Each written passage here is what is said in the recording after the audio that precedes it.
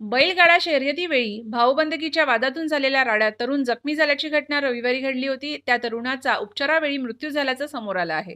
पुणे जिल्ह्यातल्या शिरूर तालुक्यातील शिंदेवाडी येथे हा धक्कादायक प्रकार घडला। या घटनेने बैलगाडा शर्यतीला गालबोट लागलं आहे। याबाबत मिळालेली माहिती अशी की शिरूर तालुक्यातील शिंदेवाडी येथे गावाच्या यात्रेनिमित्त बैलगाडा शर्यतीचे आयोजन केले होते।